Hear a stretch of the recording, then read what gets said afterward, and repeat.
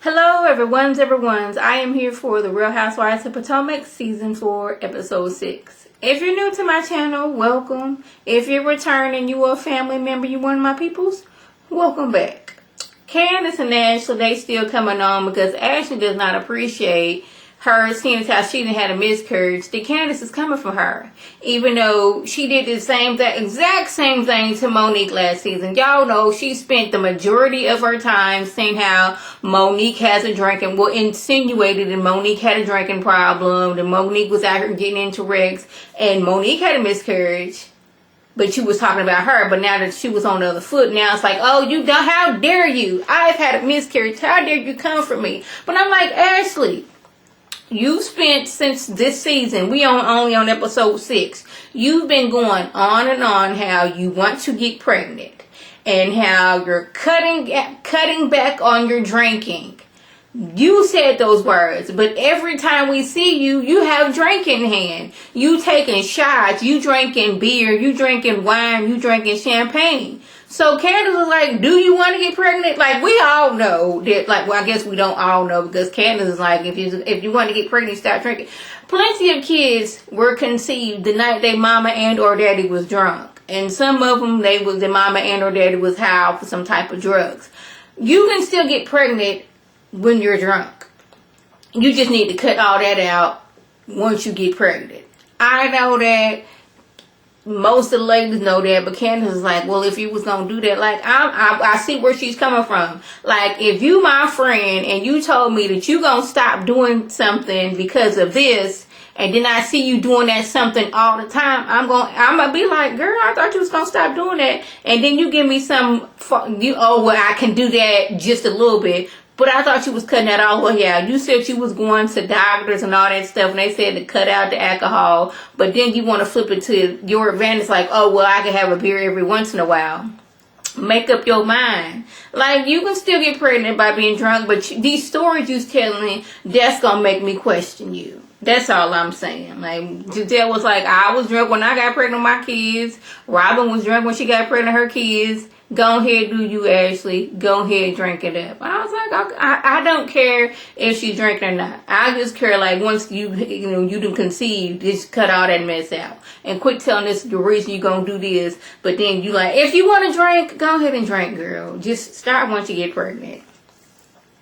Yeah, I just do not know how is it that these ladies have seen Karen in this wig multiple times and nobody has sat her down like, girl, we just gonna have to go to the nearest beauty supply store and get you a new wig because this little braided situation you got going on is a hot dog on a mess. Nobody has sat her down and told her that. Nobody has sat Katie down and told her you need to take a paddle brush or a wide tooth comb through this wig that you keep on putting it on because it's looking a mess right now. It's looking very tangled. It's looking very nappy. I just wish somebody had like sat the two of these two down to tell them about their wig situation. I only say that because I don't have the money that they have and going on shows looking like that. I'm in front of you guys on YouTube. I'm not getting their money. That's all I got to say about that. So Ashley and Katie, they done broke off into groups. Ashley and Katie, they go to a tarot card reading. Of course, she wants to know if she gonna have some kids. And he just basically told her, you're putting too much stress on yourself and it's, blocking the flow of you getting pregnant. Girl, just relax and do you, and then you'll be having a baby within a year. And he's like, okay. This is when we learned that Katie, she had surgery, so she no longer sweats. Now, I didn't know if she meant she just no longer sweating in her palms or no longer sweating in general. Because I think, now, I'm no medical expert, but I think, don't you need to sweat so you won't overheat? Like, I don't know who out here doing surgery where we no longer sweat. And that just seems like it's a very dangerous thing. But, hey, I'm no medical expert. That just seems dangerous to me. Like, what was you going through the way? It's like, you know what? I no longer want to sweat. So if I can get rid of that, I can do that. I don't know. Who was it? Karen and them, they went on like a little alligator adventure where they feeding alligators. Now, I told y'all before, I don't do boats and I don't really do water like it. Like when I was little, we used to go to Callaway Gardens in Georgia, and that was like a little man-made lake. I stayed to where I can see well above like any kind of water I get in, because your girl can't swim. I know, 34 years old, saying you know how to swim. Shame on me. But I just don't know how to swim because I don't be in the water like that. But anyways, like I stay in water to where like I still can move my arms. My arms are not underwater. I went to the beach a few years ago.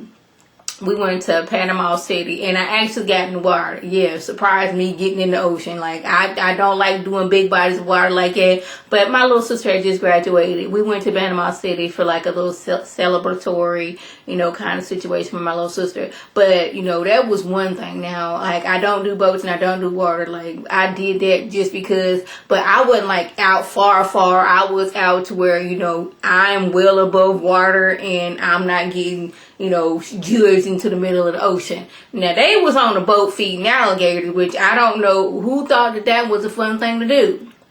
Yes, you own a boat and you have a long stick with a piece of meat on it and you feeding this alligator, but like, I don't know the, you know, how high an alligator can jump.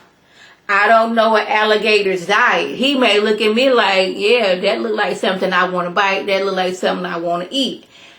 I'm just not into it. I don't like boats. Any type of boat I went on a paddle boat, and I was scared that once I, you know, got on it, it was going to flip over. See, I be overanalyzing things. Like, I was stiff as a board. I looked down in the water, and I could see the bottom of the water. But your girl was still scared. Stiff on a paddle boat. I wanted to do it even though I was scared. This is more my husband wanting to do it and all that good stuff.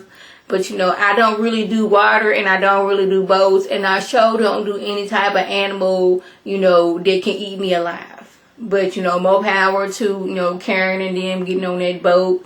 And with the alligators, Giselle and Candace, they went with her daddy to, what's it called? It was some like well-known restaurant. Like, I need to get to New Orleans because that food was looking delicious. The beignets they had later on looked delicious. That gumbo looked delicious, y'all. I need to get to New Orleans quick, fast, in a hurry. Like, somebody commented like a few episodes ago where to go. Like, I love seafood, so I need a good seafood spot. So if y'all know a good seafood spot somewhere in New Orleans who makes a good, you know, seafood gumbo, comment down below and let your girl know. So they all getting ready for what's her name? Giselle's daddy's party, and Katie pulls this wig out of the drawer, and when she put it on, I was just only hoping that she had, you know, would have, you know, respect enough for herself and for our eyes to run a paddle brush through that wig or a comb. Because, like, she just pulled it out like it was a wig, you know, she didn't have for some years, and she just not taking care of it anymore because she didn't have it for some years, and just plumped that thing on her head, and it was just so tangled and a hot mess. She kind of sort of got it together after a minute, but I'm like, Katie, you and Karen, somebody should have been telling y'all, get to the nearest beauty supply store. You know, there's a beauty supply store everywhere. I'm pretty sure there's a few of them in New Orleans where you could have went to and got you a good wig. Like that braided mess that Karen got on, I'm still like, girl, no. So Candace apologizes for the way she talked to Ashley and what she was going through, and hopefully that they can move forward. And Ashley's like, you know what? It's going to take me some time because, you know, I'm kind of a loner. And she was looking like, oh, so this is what we're doing. And Karen was looking like, well, doggone it, you my child. That is something I would say. I was like, yeah, some mess. That seemed like some mess. See, like, that be making me mad when I apologize to you and you be like, oh, well, I'll see what I can do about that. Like, forget you then. That's what I want to be saying. That mean streak that comes about me every once in a while. She's like, oh, okay. But, you know, she going through in her confession talking about some based on her relationship with her mother, she doesn't know how to conduct herself in a mature way moving forward. So, you know, she needs some growing up to do. I'm like, really? This is what we're doing, Ashley? This is what we doing? She needs to grow up. When you like showing up to Karen's house last season acting like you was a pizza delivery person, is that not immature?